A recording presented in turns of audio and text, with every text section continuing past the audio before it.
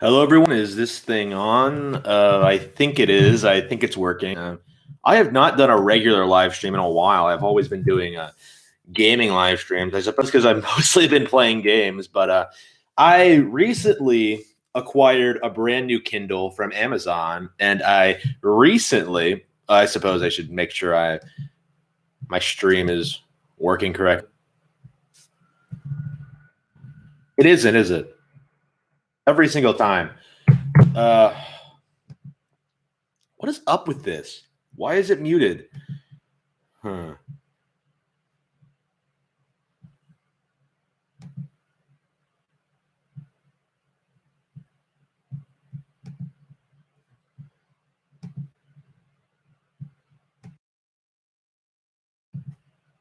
Why is it muted? I don't.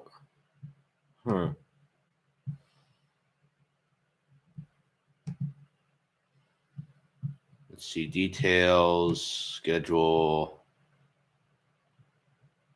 motion.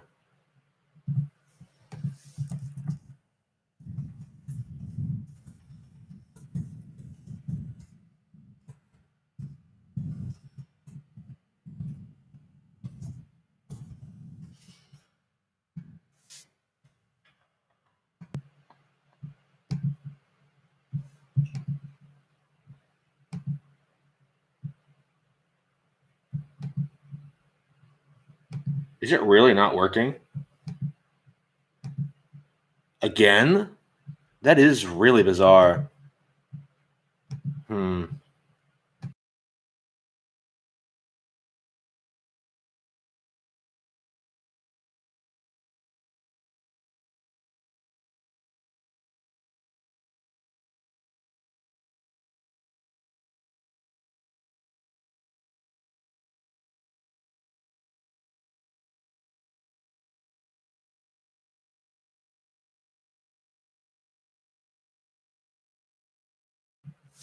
So it's not working, is it?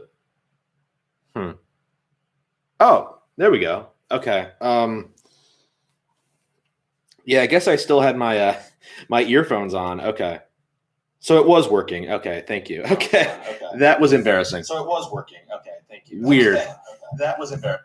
Okay, so I recently acquired a brand new Kindle. I've never owned one before. I don't know anything about it, and I thought that I would go ahead and do a live reading of my novel, "The Eye of the Dragon," just for fun, obviously, just to demonstrate it,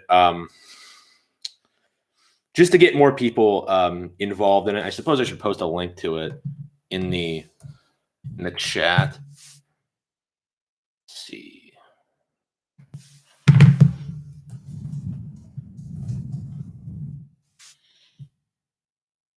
I believe I had so many issues with starting up the live stream. Ugh. All right, hang on. Copy, paste. Okay, there we go. Eye of the Dragon. Now, Eye of the Dragon is one of the older ones I've made. It's actually a couple of years old, I think. It came out in late 2019. So it's been a while, but I have been wanting to revisit the IP, revisit the brand, revisit the series with a sequel. So I thought that I would go ahead and start promoting this one again. Obviously, this is at the moment still my best-selling book, my most popular one, and I thought I would go ahead and do a live reading of it just for fun. So, all right, let's get into it. The Eye of the Dragon by Cody Lee. That's me. Prologue. Enter the Dragon. The dark-skinned girl leaned up against the side of the building, her head tilted back, her eyes closed. She was seemingly dead to the world. Dressed in an immaculate black outfit, head to toe, she almost blended in with her dark surroundings. She tapped the bricks behind her with her hand absent-mindedly. Her imagination was running wild. The possibilities tonight were endless. Dollar signs danced in her brain as she stepped out from the shadows and into the busy sidewalk. She clutched at her stomach mid-step, stumbling somewhat. She put on a grimace, a show of pain, and staggered forward. Plenty of people stepped right around her, paying her no mind at all. But she was a very young, very attractive girl. It did not take much time at all for her to be noticed. Hey, she tried to keep the disappointment off of her face as a young man approached her. Although handsome and bright-eyed, she could tell at a glance that he was not what she was looking for. His clothes were somewhat shabby, and his hair was unkempt. This was not a man who spent a good deal of money in his appearance. Oh well, she was just warming up. No, no, I'm fine, she said brightly, as she waved him off. Thank you. She bent over again and he leaned forward to help her. He touched her arm. Do you need help? He asked her. Getting home, maybe? No, no, she assured him, shaking her head. I don't live far away. She was already slipping his wallet into her pocket. Too easy. Are you sure? He asked, seeming a little disappointed. Yes, yes, she said, considering dropping the facade on the spot. But she knew that would be a bad habit to get into. A wealthier Mark was a more distrustful Mark. If she couldn't fool this lonely idiot, she would never be able to steal from richer men. She stepped past him, rubbing her stomach, her eyes running expertly around the general area. Although she had picked a rather well-off district in the city, pickings were disappointingly slim tonight. She almost melted in disappointment. She looked down at her black gloves and sighed. Where had all the good men gone? She chanced to glance behind her to see if the man who had stopped her before was still watching. He was not. He seemed to have melted back into the crowd, doubtless seething at his inability to win her over. She was about to consider putting on her act again when she became acutely aware that someone else was watching her. She almost froze, but kept on walking, trying to look natural. Leaning up against the side of a building, much like she had just been moments before, was another woman. Wild blonde hair ran down her shoulders in waves. She was dressed professionally, rather like a businesswoman or a lawyer, with that white blouse, jacket, and pants. It was the bright blue eyes behind those glasses that made her wary, though. They had been fixed right on her. The woman in white, who she had never seen before, did not move from her spot, although she did tilt her head to follow her as she walked by. The girl was beginning to feel a little nervous. An ordinary person would not look at her with that dark, accusing stare, especially not in the city. Everyone around them was bustling ahead with nothing but their destination in mind. She broke out into a faster trot, intentionally moving through the thickest crowd of people she could find. She took the opportunity to purloin more belongings from passerby as she did, neatly squirreling them away in her secret stash. After she had gotten some distance, she turned around to see if she was being followed. The woman had disappeared. The girl felt a strong sense of relief wash over her. Perhaps she had just been imagining things. Perhaps the woman had seen her act and simply felt some brief burst of genuine concern for her. She turned back around to find the woman standing right in front of her. She froze, eyes wide, as she stared up at that accusing blue stare. Hello, thief, the woman in white said, her arms crossed in front of her. The girl froze, her teeth almost instinctively curled into a grimace, her mouth wanting to let out a hiss. Thief, she said, laughing.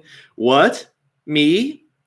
She tried to come off as incredulous or dismissive, but the words came out rather hollow. She honestly could not remember the last time she had told such an awful lie. I was watching you, the woman said, her glasses glinting strangely in the light. You cannot lie to me, thief. The girl laughed, adjusting her heels a little bit. No, no, she said quickly. I would never. She turned and bolted as fast as she could, away from the woman in white, her legs pounded against the sidewalk. She could not hear any sign of pursuit. People gave her strange looks as she bolted past, but she did not acknowledge them as she turned the corner back into her alleyway. The woman in white was standing on the other end of the alley. The girl froze, her eyes wide, as the woman stared her down. The girl turned slightly and made for the catwalk. She quickly leapt up, several feet in the air, and quickly pulled herself up the building. The woman in white watched, unmoving, as she climbed the side of the building.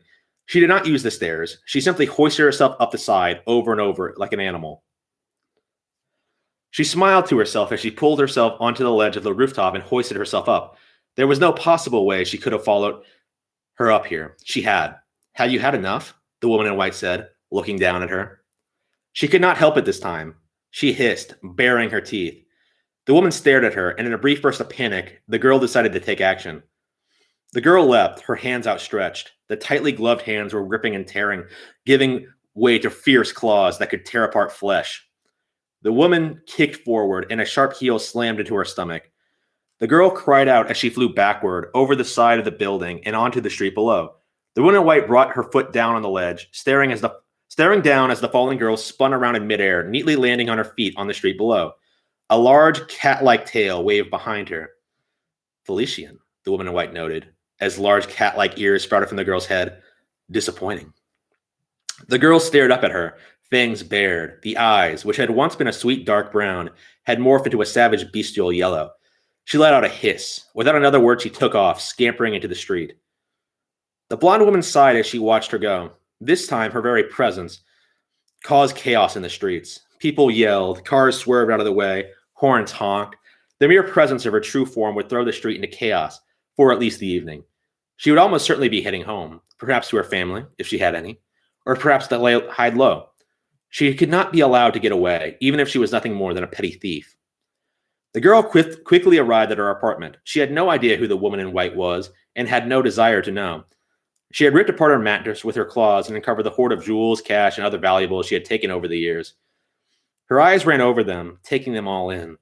There was so much of it, she could not possibly take it all with her on such short notice. She had panicked and come back here for her things, but the more she thought of it, perhaps it had not been the best idea. The window shattered to pieces, and she let out a scream as the woman in white stepped through, her high heels crushing the glass on the floor with an intimidating crunch. Ah, the woman said, her eyes falling on the treasure. So you are a repeat offender. The girl bared her teeth, unable to get the words out. She whirled around, whipping her hand into a nearby drawer and pulled out a small handgun. She raised it, her hand shaking a little, and fired. The woman in white did not even seem to move, but move she did. In one fluid movement, she drew a sword out of her jacket and slashed upward, smashing the bullet with her blade. The girl's eyes widened as the bullet, by the force of the strike from the blade, came right back at her. She let out a gurgle as the bullet slammed into her head, sending her tumbling backward onto her desk. The woman in white lowered the blade, staring despondently at her body. May God rest her soul, she said quietly, as she neatly pulled open the blade and slid it back into her jacket. She stepped back to the window and cast one look back before stepping back out into the night. All right, chapter 1, The Hand of the Dragon, end of the chapter. How much of this should I read, honestly?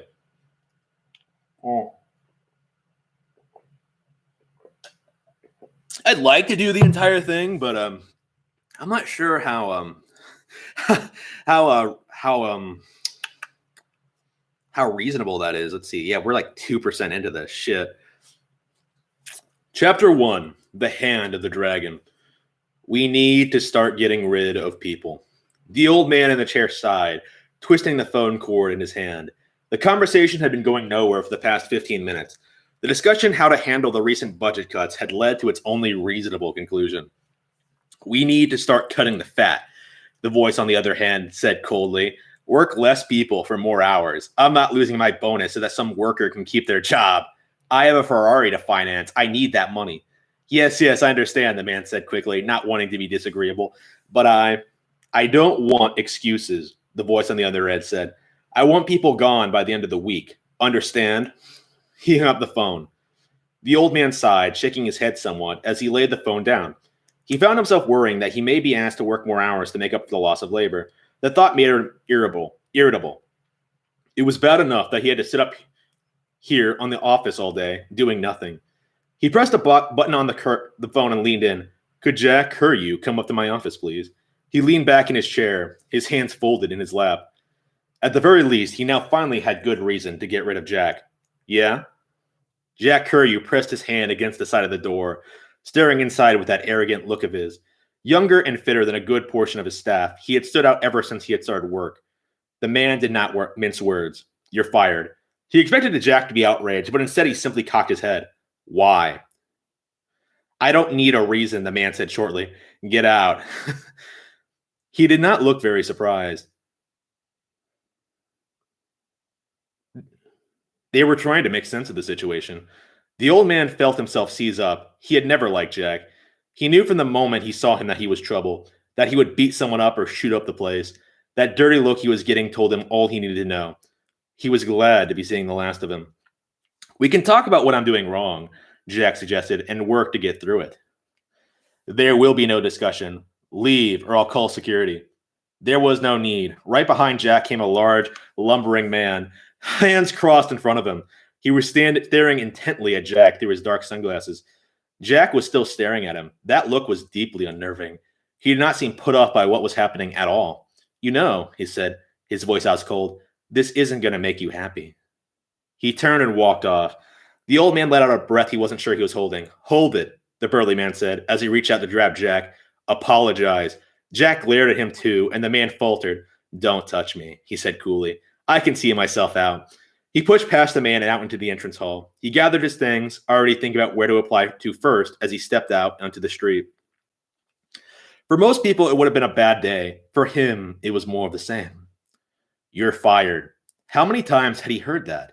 He thought to himself. And how many times did he actually deserve to hear it? And how many more times would he hear it in the future? It always happened this way, completely out of nowhere, too. He wasn't even sure what he had done. The people he passed by on the street gave him a wide berth, as they always did. Jack was far bigger and tougher looking than most people. His present poor mood did little to make him seem more approachable. He had nothing in his bank account. He had bills to pay. He had barely been getting by as it was, and yet he already knew. Everything would be fine. He stepped into his building, climbed the stairs, and reached for his key as he approached the door. It was unlocked. Rose. She was becoming a bit careless. No one had come round to bother them since they moved in. When a local gang tried to rob them the weekend they moved, Jack caught them in the act and made them regret it. They hadn't had any problems with their neighbors since. He opened the door and shut it behind him, locking it. He turned to find a relatively spotless, clean kitchen. He could see the TV in the other room playing something or other. Rose? He stepped inside and found her lying on the couch, fast asleep. He moved closer and sat down next to her. She shuffled in her sleep, yawning, and then snuggled deeper into the cushions. He sat and watched the film. She had set it on some kind of automated loop. When it ended, it immediately transitioned into the next one. Jack took the time to sit and muse over the situation and where he would apply to first. It was a while before she woke up. Oh. She sat up, blinking, as she looked at him. When did you get back? A while, he told her. Have a nice nap? She yawned again and stretched out like a cat, rubbing her body against his leg. What time is it? 8. 8? She gave him a look. All his sleepiness was suddenly gone from her expression. Shouldn't you be at work? I was fired, he told her. She let out an annoyed hiss of breath. Again? Unfortunately, he said casually as he leaned back into the couch. Why? I thought you said things were going well. They were, but it's always a but with you. It wasn't my fault, Jack said firmly. If there was a problem with what I was doing, they should have told me. I would have been more than willing to fix whatever it was. You said that last time, and the time before that, Rose told him angrily. Jack, you're the problem. Jack shook his head. No, you are, she insisted, as she leapt out of the couch and onto her feet. Her bare feet turned on the hard floor to face him. You keep telling me that everything is going great, that you fix all your problems, and then one day you come back and try and play off the fact that you were fired. I'm not playing anything off, Jack said calmly. I wish it didn't happen. None of my friends can understand why I'm still with you, she went on. Every couple of months you get fired and we have to start budgeting. I'm sick of it. She stomped her foot against the ground in her anger. I know, Jack said. They should have given me more warning so I could find something else. Rose was already shaking her head. No, she said as she backed away from the couch. No. Don't give me that. Don't you dare. Jack gave her a look. Calm down, he commanded. I will find another. I will not calm down, she screeched. We're behind on bills again. Oops. We're behind on bills again, and I'm sick of it. I'm sick of you. We're not behind. We paid everything off. We'll just pay them late again. She laughed. Oh, that's a great solution.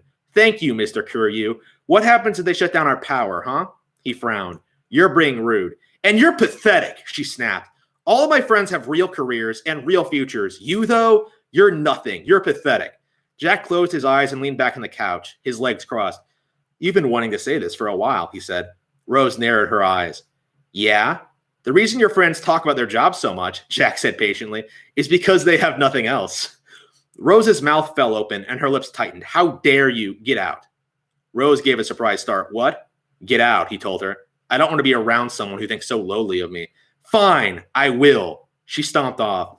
Jack turned back to the TV as she raced back to the room and grabbed her bag. She packed quickly and efficiently. He had barely gotten time to get into the next film before she was standing by the door. I'll be back to get the rest of my stuff. Okay. She slammed the door behind her as she left him. Well, that was that. Time to look for that new job and maybe a new girlfriend while he was at it. He spent the rest of the evening on the computer filling out new applications. He had quite a lot of experience. He had several jobs in the past several years. He was more than comfortable in applying for all manner of things, from food service to factory workers to answering phones. He hadn't been any good at any of those things and didn't particularly enjoy any of them either. But potential employers didn't need to know that. He just needed something that would give him a little money and a little respect. He had just finished filling out his 47th application when he began to notice it was getting pretty late. Although he had no job to get back to tomorrow, Rose did. She had not returned yet. He got to his feet and reached the phone. "Hi, this is Rose. Please leave a message after the beep." "Beep!" His voice came in through the other end. She laughed, and then the real beep went off. They sounded so happy. "Hey, Rose, it's me," he said. "I just wanted to check up on you and make sure you're safe. If you can't find anywhere to stay tonight, feel free to come back." He put up the phone and yawned. He doubted that she would be back, but he wasn't sure whether she had any friends who would be willing to deal with her on short notice. She certainly didn't have the money for a hotel.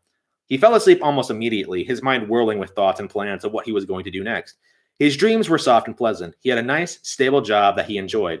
The people around him were wonderful and friendly. Rose was there and smiling. She looked happy and very beautiful. He had had very similar dreams for as long as he could remember. How different they were from the reality he faced every day.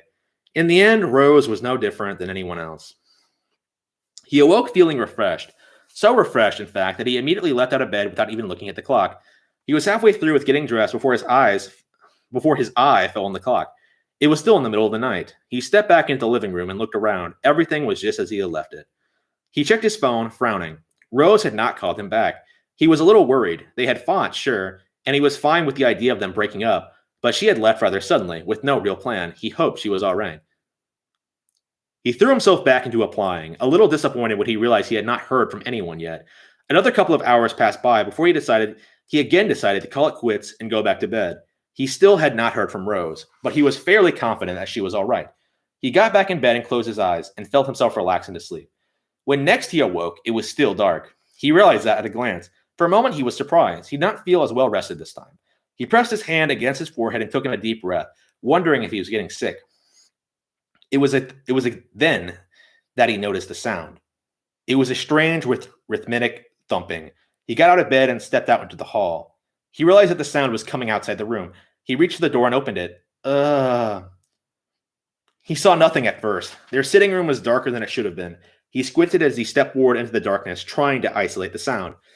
There were a couple of dark shapes on the carpeted floor before him. He stopped, narrowing his eyes. He could make out a dark shape before him, twitching in place. Under it, he could make out another, smaller shape.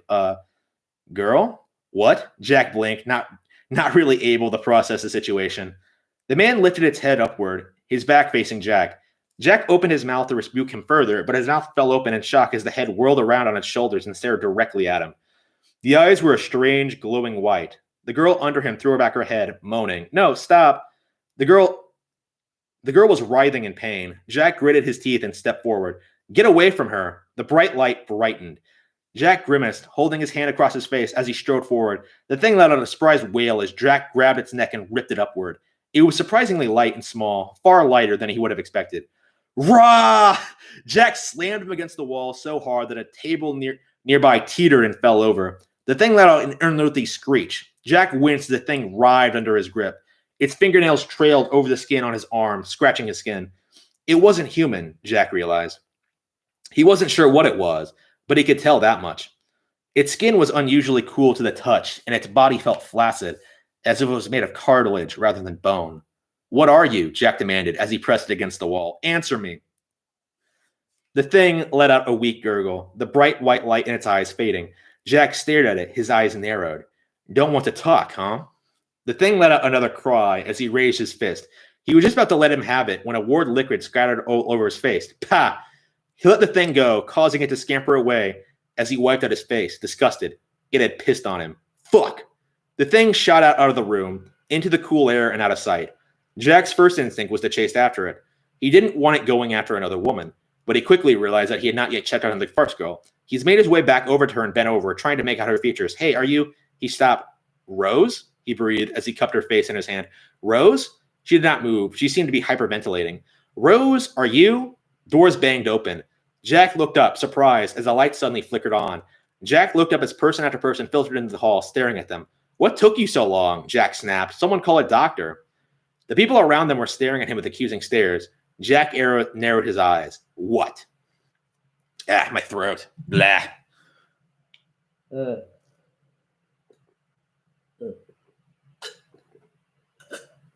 Reading this again. Reading this again is kind of weird, honestly. Definitely think I've gotten better with Rabbit Hole. So let me make sure that I have your story straight for the record straight. For the record's sake, the officer told him as he tapped his pencil against the clipboard. You and Miss Rembrandt broke up around 8. We had a fight around 8. Jack told him, crossing his arms. I got the impression we were breaking up, but I thought she might come back. All right, the officer said. If she stormed out after you told her to leave. Yeah, I let her pack her things, and that was that. And then later that night, you found a creature molesting her in the hallway. Yeah, and you fought it off. Yeah. And somehow no one else on the floor noticed this. Jack nodded, his face serious. Yeah, that's right. The officer glared at him. You're in a lot of trouble, kid, he said. You lured that girl back to your apartment so that you could rape her. No, I didn't, Jack corrected him. I went to look for her. My throat. Oops. Not sure how much longer I can keep this up. My throat is just killing me.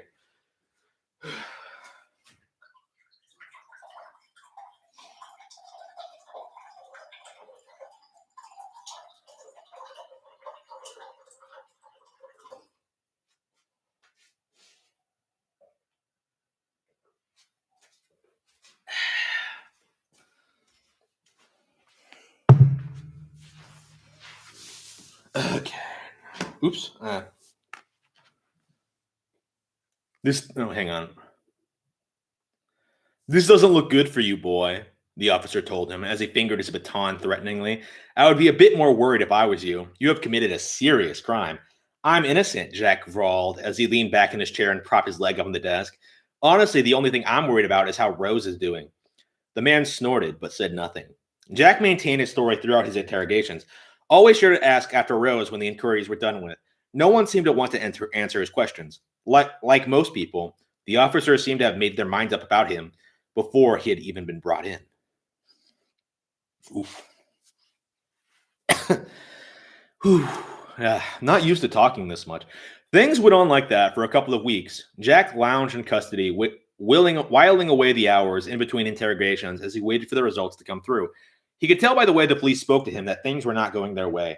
Despite the seemingly compromising position they had found him in, they had no real evidence to pin on him.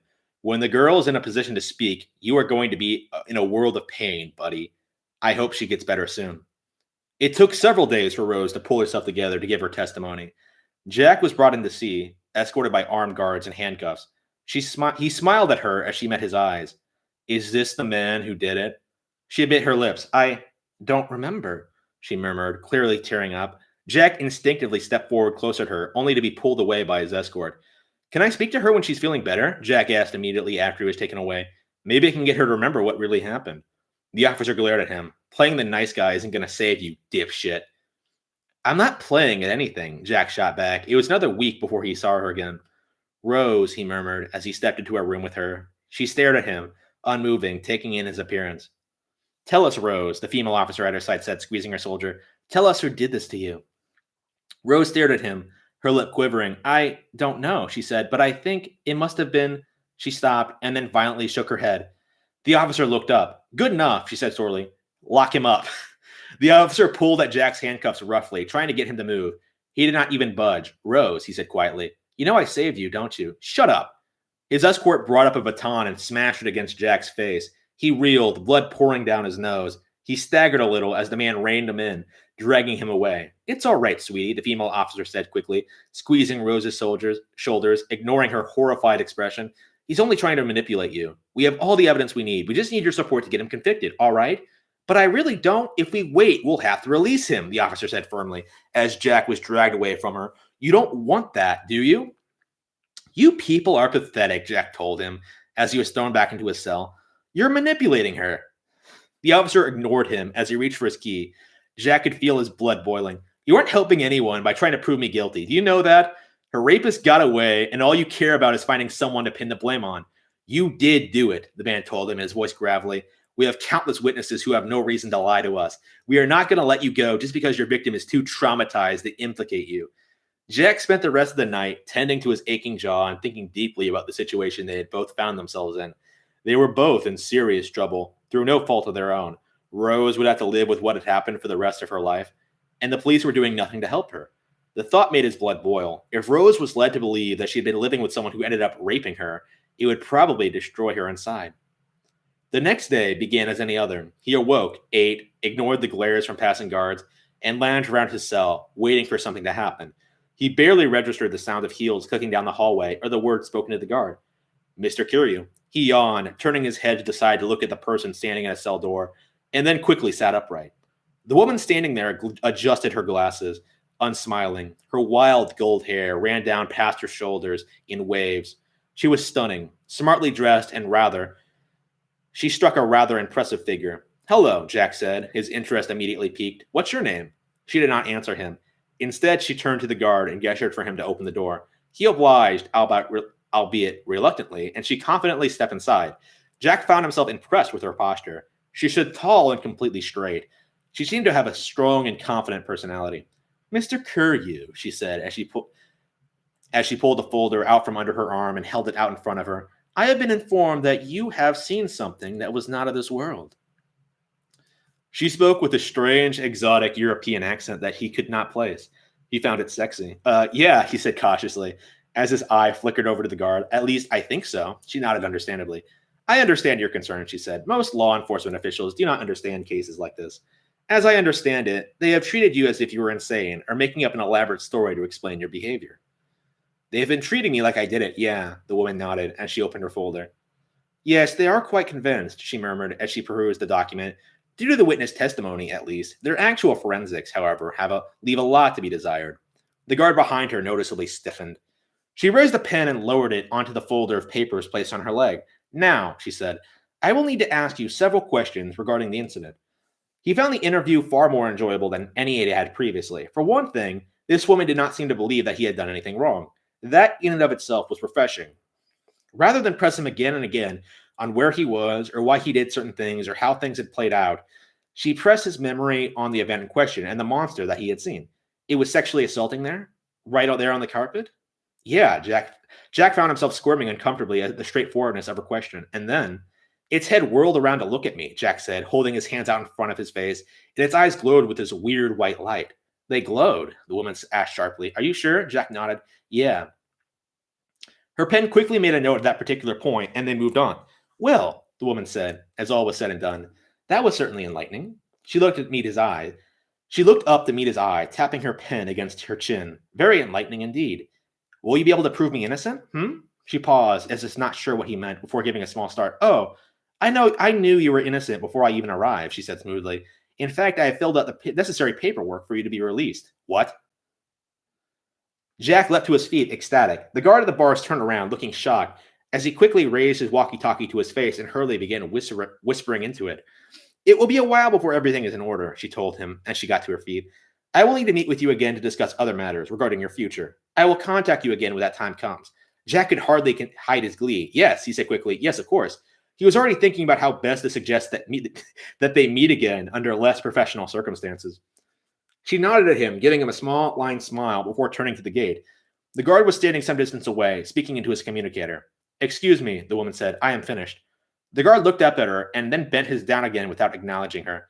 The girl twitched in place, clearly a little annoyed. Sensing an opportunity, Jack stood up and joined her. Hey, did you hear her? He bellowed. Open up. She did not try to stop him, but she did not seem impressed either. She stared straight ahead at the guard, her lips pursed. The guard bent his head deeper into his collar, said something, and then turned to face them.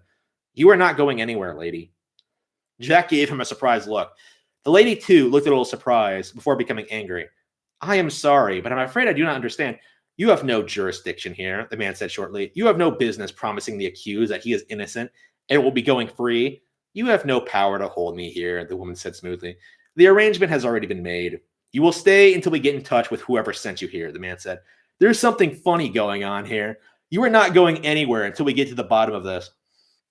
She turned and gave Jack a look. You know, she said, on second thought, you've been held under false pretenses for long enough. She unbuttoned her white jacket and reached inside. Jack's mouth fell open as she pulled out a 1.5-foot long sword. The guard immediately pulled his own weapon. Stop, I'm warning you. The woman wordlessly slashed the sword in front of her, cutting through the bars in one fell swipe. The guard stood there, flabbergasted, as she kicked down the door with her heel, slamming a piece of the gate into his stomach, slamming him to the ground. She stepped out through the hole and bid Jack follow. He did, but not quietly. Holy shit, that was awesome, he crowed. How'd you do that? Many years of long training, she told him quietly, as she eyed him up and down. Please, stay behind me. They left the man wheezing in pain on the ground as they stepped out into the office proper. A secretary looking at a desk looked up at them and recoiled in fright as they showed on by. Give the chief my regards, the blonde woman told her dryly. Jack grinned at her as she gave a faint nod. You, stop! The blonde ignored the number of men from across the room stampeding towards them. She stepped out to the door, opened it, and bid Jack to step through first. He did, and she soon followed, closing the door behind them. People around them were shouting in every direction. The stampeding of feet could be heard from every direction. I would prefer not to have to hurt anyone, the blonde told him. It would make things more complicated in the long run. Sure, if you say so, Jack said, alarmed. Please give me some room. They stepped further down the hallway, and the officers burst in, weapons drawn. The blonde beckoned him to get behind her, and he did so. She raised the weapon in front of her nose, staring at the men through her glasses. Stop, her lips twitched. But I'm not moving. Jack felt his heart skip a beat. Don't be cute, girl, the officer snapped. We want answers, and you have already provided them in a fully detailed report with signatures from all the relevant authorities, the woman said shortly. I have nothing else to tell you. Mr. Curlew is free to go, and I will ensure that he shoot her. Jack yelled out as 3 guns went off at once. The blonde grimaced as she adjusted her posture slightly. 2 of the bullets soared harmlessly past them. The third slammed straight into her sword and clattered to the floor at their feet. Are you all right? She asked him shortly as she tightened her grip on the blade. Jack nodded, for once at a complete loss for words. Yeah. Be prepared for something extraordinary, she told him. Turn around and run the instant I attack. Okay. She turned back around and raised the sword. She brought it down in a powerful strike. An intense gust of wind burst forward, sending the men flying backward, slamming into the wall behind them. Jack did not stop to think about what he had just seen. He turned and raced down the hall, the blonde hot on his heels. More officers tried to stop them as they raced out the front door, but to no avail. They made their way back out into the street. Where now? Jack asked, and his alarm hit their ears. My driver is waiting for us, the blonde told him. Ah. A bright white limousine came cruising up to the station. Its back door popped open. After you. Jack did not need to be told twice. He raced down the steps and leapt into the car. The woman leapt in after him and shut the door behind them. Lose them, she said shortly, as she sheathed the sword in her jacket. Jack stared at her. She wasn't even breathing hard. The entire ordeal had been nothing to her. The car took off. Jack felt an intense thrill well up inside him as he looked back at the station. He laughed as angry-looking cops came filtering out of the building, searching for them. Did they see us get in? Someone did, surely, the blonde said quietly. But I doubt they will be able to find us now. What do you mean? She did not answer. She had pulled out the folder again and was writing on it. Jack fell silent out of respect, but then a thought crossed his mind. What about Rose? Ah. The woman closed her folder with a snap. Yes, your girlfriend. My ex, Jack said quickly. We broke up, I think. Your girlfriend, the woman repeated, will be fine. I know you are worried about her, but the police will not do anything to touch her. They weren't supposed to lock you in with me, right? He asked disparagingly, or treat me as badly as they did. She fell silent. That is an interesting question, she said at last. Despite what you may have been told in school, Mr. Curlew, superstitious fear is still very much prevalent in the modern world. What do you mean? The woman paused, clearly to try and decide where to begin. Mr. Curlew, what you describe to the police is something demonic in nature. Humanity, generally speaking, feels a strong aversion to evil and do everything in their power to destroy it, or, in instances where that is simply not possible, distance themselves from it and ignore it. It takes a very strong heart to stand up to evil in its physical form in the way you did. Jack frowned. It wasn't that difficult, he told her. Anyone would have told him the same. My throat. When is this chapter going to end?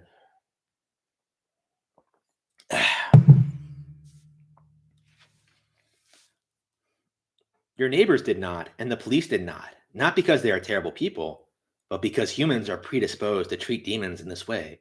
It is a primal survival mechanism, one that goes back to the very dawn of humanity. Most people are incapable of comprehending demons or recognizing their behaviors at all. What are you talking about? Jack asked, a little exasperated. That makes no sense. How could they not see it? It was right there. The blonde turned to look at him. Jack calmed down immediately once his eyes met her gorgeous blue ones. Jack, the blonde said, tell me more about yourself. He wasn't about to refuse. He liked the way this conversation was going. I'm 24 years old, a dropout, unemployed, unable to pay my rent. Do you always start off conversations this way? She asked in a matter-of-fact sort of way. She was, Jack was pleased to see, not judging him.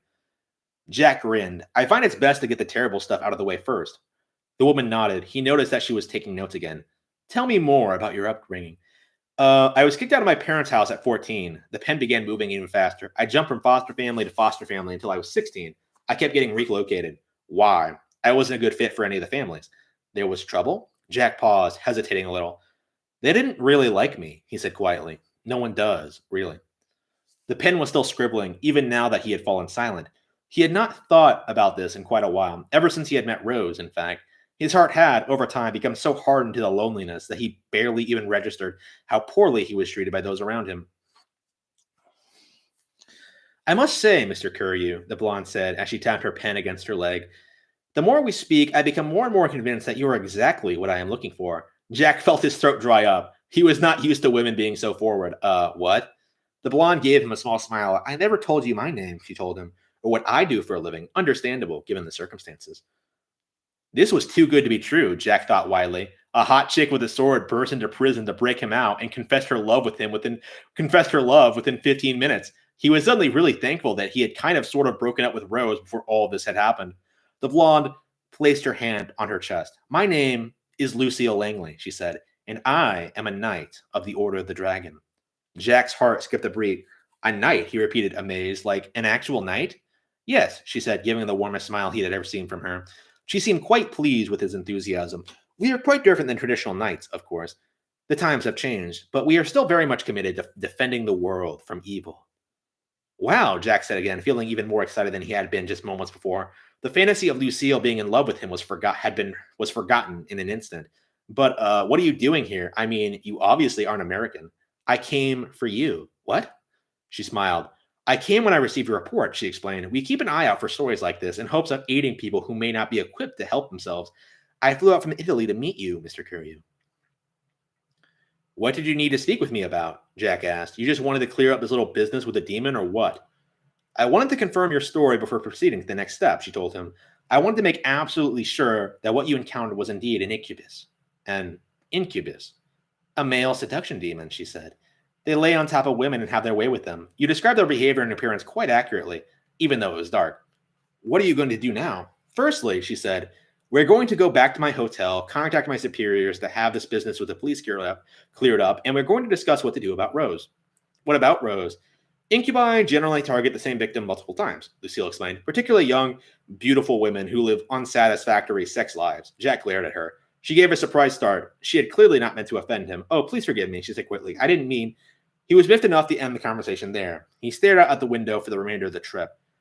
They came to a stop outside a large, fancy hotel. Jack felt his throat dry up as they stepped out in front of it. He would never be able to afford anything so expensive. Thank you, Lucille said to the driver. Feel free to take a break. I expect it will be another day before you're ready to take it to the field again. Oof. Oof. My throat. Have I really been reading for 45 minutes? Shit. Should I stop here? I'm not quite at the end of chapter 2. Let's see. 19 minutes left in this chapter. Is this accurate? What? Okay.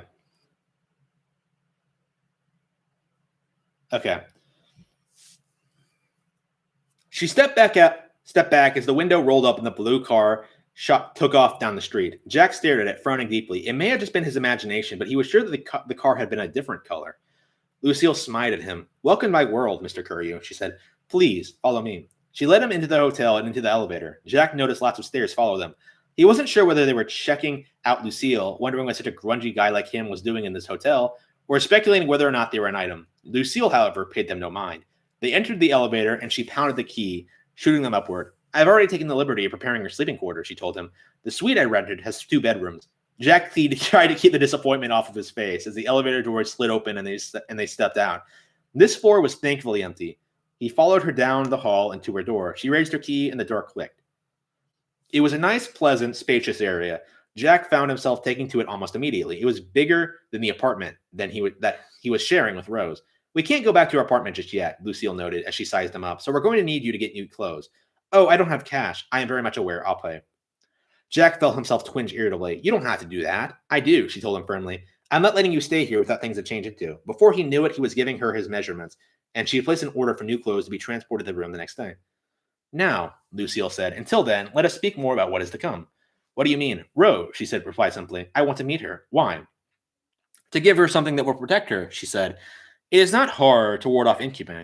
It will be a simple matter. Besides, I doubt you want her to remember you as a rapist. He bent his head. No, I don't. I would like you to come with me, she told him gently. You may be able to help her in a way I cannot. Jack laughed humorously. I can't make her forget what happened. You shouldn't even try, Lucille advised him. Just make sure she knows that you're there for her, okay? Okay, Jack said. All right, Jack said. I don't think the police will let us see her, though. Lucille gave him a small, knowing smile. Yeah, maybe I should give a break. I am a... Whew. Yeah. I would have liked to get to the end of the chapter, but... Yeah, maybe I should try to get to the... at least get to the end of the chapter. All right.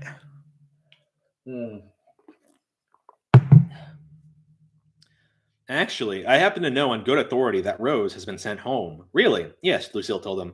We will give her some time alone and then meet with her tomorrow. She reached for her phone now. Now, what would you like for dinner? He wasn't expecting her to immediately agree to pizza.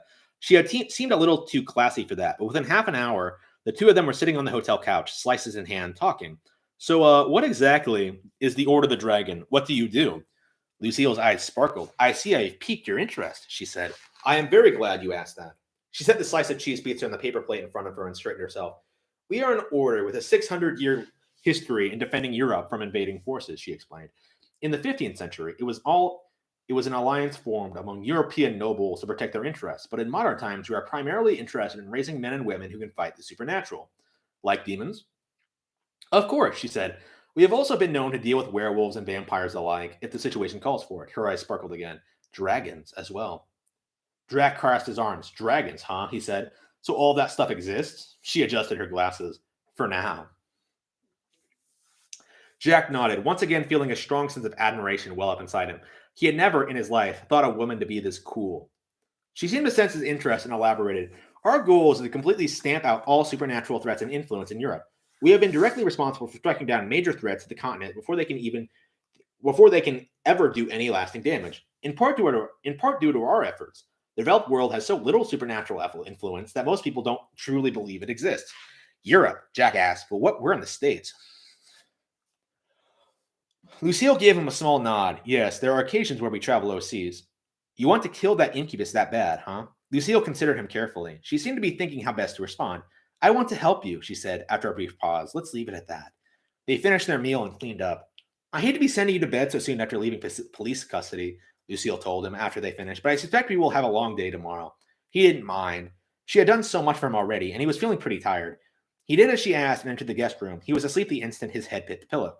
Lucille did not go to bed right away. She spent an hour or so staying up, looking over her folder. I'm almost certain, she murmured as she perused her own notes. But why hasn't it surfaced? She closed the folder and took care of some personal matters. She sent an update to her superiors to assure them that she was fine and that everything is well, along with a request to deal with the fallout from the local police. Her mind, however, was still on the case at hand. Could he really be what she was looking for? Jack awoke the next day, not entirely sure where he was. He found himself a little put off by the change in environment before he suddenly remembered where he was. He climbed out of her bed and stepped back into the living room. He found Lucille already up, a cup of coffee in hand. Oh, you're finally up, she said. I made breakfast. But I finished eating already. Please help yourself. It was a little cold, but he enjoyed it regardless. Thanks. She smiled at him as he sat down next to her. She slid over that morning's newspaper over to him, and he looked at it, blinking owlishly. She placed her finger on a small article in the bottom corner. He squinted his eyes and leaned in closer to it. The police are on the hunt for 2 fugitives. Please contact local law enforcement. He looked up at her. So, it's talking about us, she told him. I managed to get the situation downplayed. By next week, they won't be looking for us at all. Downplayed, Jack asked, bemused. But that was like something out of a movie. They're really not going to write about it? Not now that we've gotten a hold of them, Lucille told him cheerfully. Did you get enough to eat?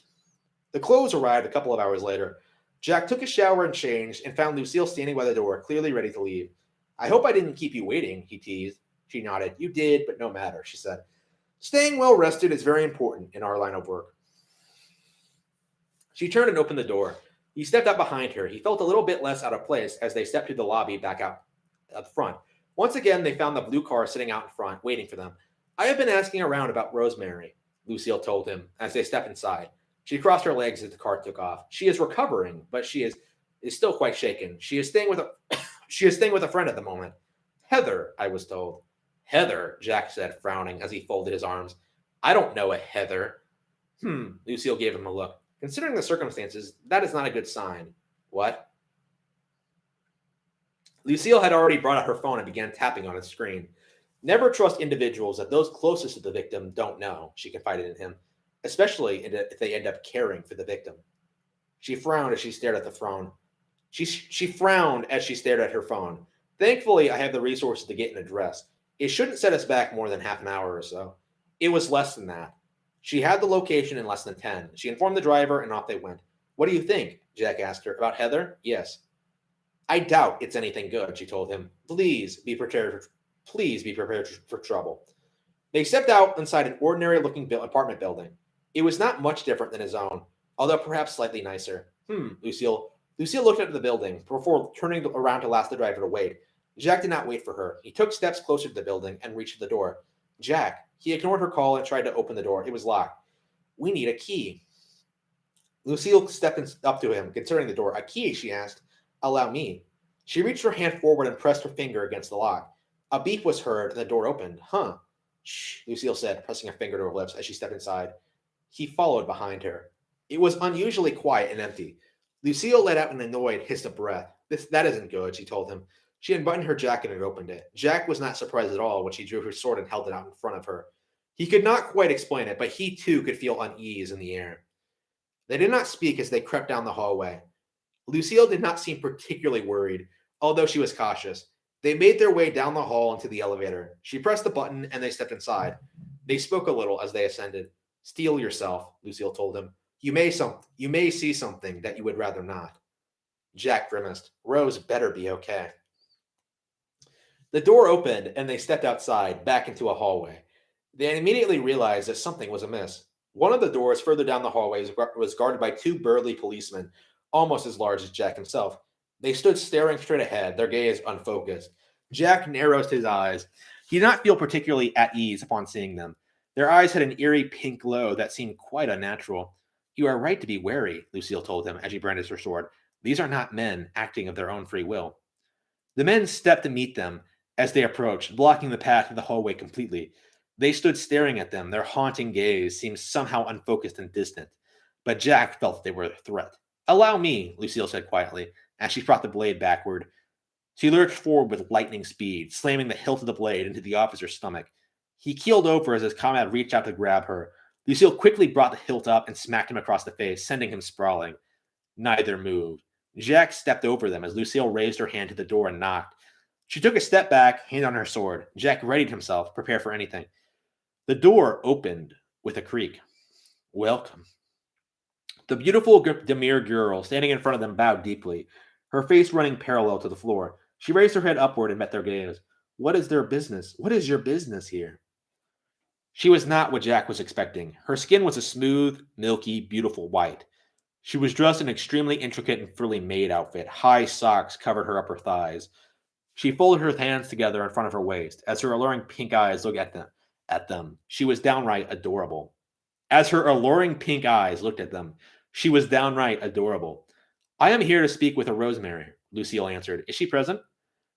The maid waved her arm backward, beckoning them forward. I am afraid she is meeting with the master at the moment, she said softly. I will have to ask you to wait. That is acceptable, Lucille said, as she stepped inside the room. Jack was quick to notice that her hand did not leave the sword.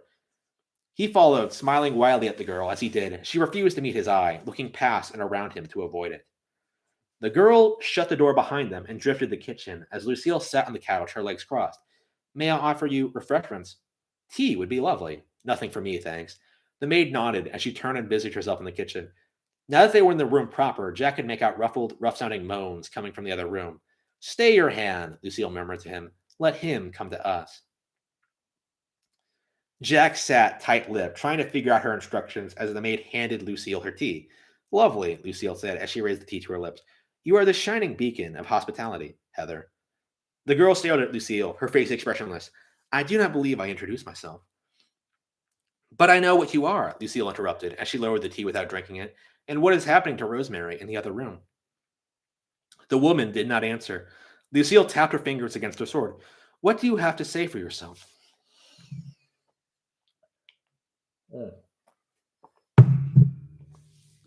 The door to the bedroom opened. Jack almost immediately shielded his eyes as a man, completely naked, strode into the room with his chest held high and every little bit of him showing. Jack instinctively found himself averting his eyes downward. Lucille did not even flinch. Ah, he said, spreading his hand wide. His body pointed straight at Lucille. What a beautiful sight. Speak for yourself, Jack smacked. Jack snapped as the man strode across the room and reached out for Lucille's hand. Please, he said, forgive me, but I know not your name. His voice was like velvet, low and seductive. Lucille did not even blink as she met his eyes. You will lose any part of your body that touches me. The man smiled widely. For you to take home and cherish, I imagine. I will leave it for the crows. The man laughed. You are a tough nut to crack, he said. He backed away from them and sat next to Heather. He took her hand and wrapped around hers. Lucille's eyes flitted downwards. They were wearing matching rings. I must say, Lucille said, I have never heard of a succubus and an incubus marrying before. You have my congratulations. The man smiled wider. Why, thank you. Although I feel I must remind you that most marriages aren't based around helping your partner prey on other people. Heather blushed, pressing her face into the man's bare shoulder. He did not seem embarrassed in the least. The times have changed, Lady Knight, he said, and we must change with it. Lucille smiled grimly. Well said, sir. It happened in an instant. The two lunged themselves at them, their hands turning into vice-like claws. Lucille stood up to meet the man, swinging the blade in front of her to block his attack. Jack, however, was pushed onto the couch so hard it tipped over, sending he and Heather tumbling backwards. I will devour your cock, Heather snarled, simultaneously very threatening and very, very seductive. Jack glared at her, raising his hand in a fist. Not if I fuck you up first. She cried out as Jack slapped her aside. She cried out as she tumbled to the floor, and he stood up again, raising his fist against her. She snarled as she reached for her chest and ripped it, exposing her bare chest. Come hither, child, she purred as she licked her lips. I want you. Her eyes glowed a bright, warm pink, the same kind of pink that had emanated from the guards outside. Jack leapt forward, kicking her square across the chest. She staggered, slamming to the wall as he pulled his leg back. The adrenaline in him was bursting forward. He could not explain the sheer, intense thrill that was now coursing through his body. This feeling, what was it? It felt easy. It felt wonderful. Come to me, Lucille, the man purred as he spread his arms wide, and I will show you a world of pleasure you have never experienced before. Lucille stared at him, her weapon brandished. The only thing you could possibly do to make me happy is die a painful death by my hand. The man lunged at her again. Lucille quickly thrust her sword forward, stabbing him in the chest. It did not, unfortunately, seem to bother him much. He struck out at her again with his hand, and she blocked it with her arm, grimacing. His claw tore into her jacket sleeve. She stepped back, wincing, and raised her hands and pressed them together. A pure white magical energy surrounded her. Before she could attack, however, Heather leapt at her from behind and grabbed hold of her. She reeled in surprise as Heather leaned forward and bit her in the neck, her grip tightening. The incubus reached for the sword lodged in his chest and pulled it outward, wincing a little, and held it aloft. He brandished it in front of him and raised it, preparing to strike down on Lucille's head. Jack narrowed his eyes. No, you don't, he roared. He ran over to them with frightening speed and grabbed hold of Heather's back. She let out a scream as he pulled out her dress so hard it ripped into pieces. The force of the pull was enough to send Heather tumbling to the ground, and for Lucille to defend herself against the blade. Heather snarled at him as she slid to her feet. The maid dress that she was wearing drooped loosely over her shoulders, as if it would come off. You will pay, dragon. He kicked her in the face, knocking her to the floor. Okay, I paid, Jack said, as he steadied himself. His blood was pumping in his chest. He felt elated. He felt at home. He felt that this is where he belonged. Heather hissed. He could feel the contempt and hatred welling up within her, alongside her fear and confusion. She had never, ever really had to fight a man before. Oh, I forgot to pay the tax. He kicked her again. The succubus cried out as her head slammed against the floor. Her head split open and an inky black liquid began to seep out of her head and into the floor. Her partner, the incubus, dove at him. Jack could see his body shedding away any facade of normalcy and become something sick and twisted. Veins of blood pumped from the rotted, dark arms of the beast that stood before him. Jack found himself smiling. Without a second thought, he brought his hand up and jabbed forward. His arm was tingling with an intense energy, the likes of which he had never felt before. The thing cried out in pain as Jack's fist penetrated his chest completely, bursting out at the other side. Black blood burst out from his back. Jack twisted his hand cruelly in the thing's chest, causing the thing to writhe in pain before pulling away with a rip. A burst of black blood burst outward as he ripped the thing's heart out of its chest. Bursts of black blood shot out from the wound as it fell backward. Jack stared at the thing writhing on the floor, its heart in his hands. He crushed it, blood splurting everywhere. The succubus, having regained her sentience, cried out in shock and tried to grab hold of Jack's leg. Enough of that, Lucille said sharply. Lucille brought the sword down on her head. Heather cried out as her head went rolling across the floor. Lucille shielded the sword and made her way over to Jack. She did not seem afraid or particularly surprised by what he had just done. Jack, she said, she breathed as her eyes fell on him. Look at your hand. He looked. What had once been his hand was now something else entirely. His skin had changed color to a bright blue. His skin had hardened, forming scales. Each of his fingers ended in a long, vicious blade. His hand had turned into a large, sharp claw. He bent his fingers, expecting them to not move, but somehow he was not surprised when they did. What is it? Jack asked calmly, his voice emotionless and empty. The better question to ask. Lucille leaned in close enough to breathe on him. What are you? What am I? A Dracos, she whispered, as she reached out and touched his hand. Jack stared at her hand as it ran up and down his claw, probing and testing it. A what? A dragon, she whispered. She poked his scales with his fingers. Can you feel that? Yeah, interesting, Lucille said. She pulled away from him and gave a nod. We have much to discuss, dragon, she said, but please, let us deal with the victim first. The victim? Jack wasn't sure what she was talking about for a moment, and then he gave a start. Rose! He tore away from her and burst into the red room. Lucille watched him go, a little amused, but also very intrigued. She followed him into the bedroom and stared down at the bed. Jack was kneeling there beside Rose, his hand clasped in hers. She was completely naked and extremely pale. Rose, she will be all right, Lucille interjected as she strode towards him. Allow me. He gave a stern look, but did not move away. Lucille did not budge. I want to help her, she told him patiently. You will do her no good by just getting in my way. She gestured to the door. You may watch, but please step away from her. He did as she asked, albeit reluctantly, and she bent over her, doing a quick, thorough explanation. She was taken by force, she murmured, several times. She reached forward and touched her stomach, frowning. She is certainly not well, she murmured, but thankfully, I don't think she was impregnated. She pulled away. She reached out into her jacket and pulled out a large, intricate wreath of flowers from inside a jacket. She bent down and gently placed it over her neck. I doubt there are more, but it does not hurt to be safe, she murmured. Jack? Yeah? Call an ambulance. Call. She needs to be taken care of, Lucille told him. I will make arrangements for her to be cared for by the right people in the long term, but for now, the best we can do is make use of basic health care. Jack turned and immediately did as she asked. When he returned, she was standing over her. I have done all I can, she declared. I think she will be fine. Incubi generally do not kill their victims. She looked up at him and met his eye.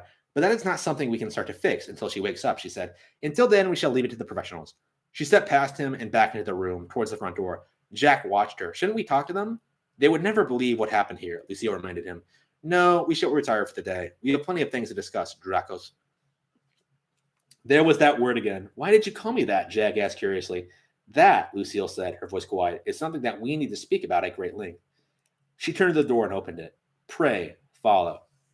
Chapter 2. The Order of the Dragon. I think that's enough for today. So that's the prologue in chapter 1 of Order of the Dragon. Damn, it is something reading this again after not looking at it for a year or so.